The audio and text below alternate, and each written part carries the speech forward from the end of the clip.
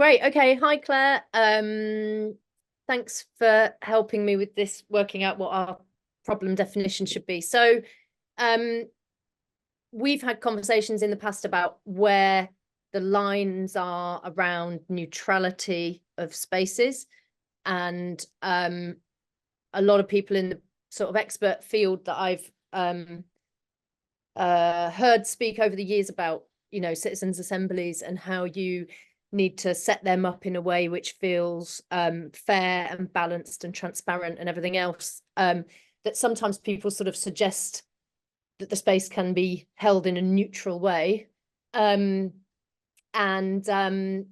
interesting that conversation that happened with a facilitator a while ago who said that she goes into an inquiry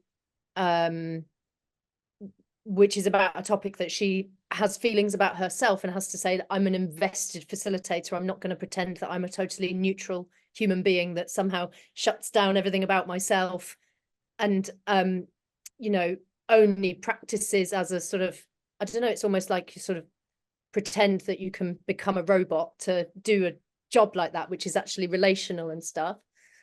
And then which is interesting to sort of think about. And the question that came up speaking with you a while ago was kind of, if you can't claim neutrality, then you said, actually, there's a more nuanced conversation about integrity. And so I just wanted to invite you to help us work out what the question is that we might sort of interrogate, or what the problem is that we should look at in those terms. Great. Well, thank you. So it's funny you mentioned the facilitator, because that's how I started reflecting on the concept of neutrality and integrity as a facilitator myself. So that's my background. And when I was doing facilitation of citizens' assemblies at the very start, so back in 2019 when they started, getting momentum, I remember doing one of the first I did was on air quality in Kingston. And at the time, the framing around facilitation was around neutrality. You are neutral as a facilitator, and the idea is that you make sure that all the perspectives are heard, and you facilitate the conversation in a way that is neutral. And the more I was exposed to the reality of these processes, the more I realized there was, for me, no such thing as neutrality, because there are implicit framings in the way the processes are designed, the way the question is asked, who makes decisions about what, and then it becomes a question of, how is this governed? Who makes decisions?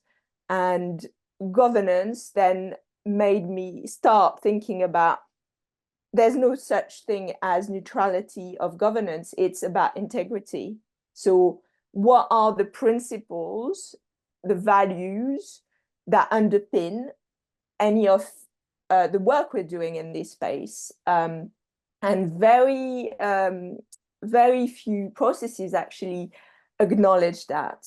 And just to give you a very practical example, when me and Stuart Capstick and the team at the Centre for Climate Change and Social Transformation, we were comparing the French and the UK climate citizens' assemblies, that's what our report was surfacing, is that there are implicit framings in a lot of these processes, and around climate particularly, the way you talk about climate change will determine what people will think about, engage with, and respond, and then the recommendations that come out of it. And one very precise example for me was around this idea of having a neutral framing around capitalism, for instance. So the topic of, the limits of capitalism, or the liberal, neoliberal, mindsets, it's never really brought up in citizens' assemblies, they are always on climate, they're always operating within the existing system. And when the assembly members in the Climate Convention in France brought up the issue of GDP, and that was parked basically and not really fully explored. And that's the very precise example for me of where something that comes up that is, that requires a decision on governance and how this topic is going to be brought forward was not really dealt with. And so just to maybe wrap up my point here is that then that's where integrity matters, because you can say, look, the citizens have brought up this topic, and that means, there's an interest in exploring this further. Are we going to support the deliberation on this or not? If yes, then let's say why. If no, let's explore why as well. And then that's where the governance piece comes in and who makes the decision. So when we started working on the Global Citizens Assembly, we came up with a set of principles and values that guide the work we were doing. And then I started saying, let's stop, let's not talk about neutrality of processes or neutrality of facilitation. Let's talk about the integrity of it. And let's make sure we can justify the decisions we're making at what point, and how then the governance needs to be transparent. And there's lots of work that is currently done around integrity of deliberative practice. There's a really interesting project in Canberra called the Deliberative Integrity Project, which I think might be worth exploring further, maybe in a follow-up. Okay, cool. So in a way, the question is about integrity as it relates to things that are actually sound quite practical rather than theoretical, right? Exactly. Although it's a philosophical concept, you could say integrity is all about ethics and philosophy, and you could make it quite meta level and remote from the practice. But in reality, it's very practical, and it determines very practical decisions about just, who funds, for instance, these deliberative processes, and what's the accountability mechanism between the funder and the delivery body? Who makes final decisions on what topic? So, for instance, in the case of Climate Assembly UK, there was a governance structure. There were 4 expert leads. What I've always, wondered is, how were these 4 expert leads chosen in the first place? Who had decision-making power over that? Because that determines then most of the decisions.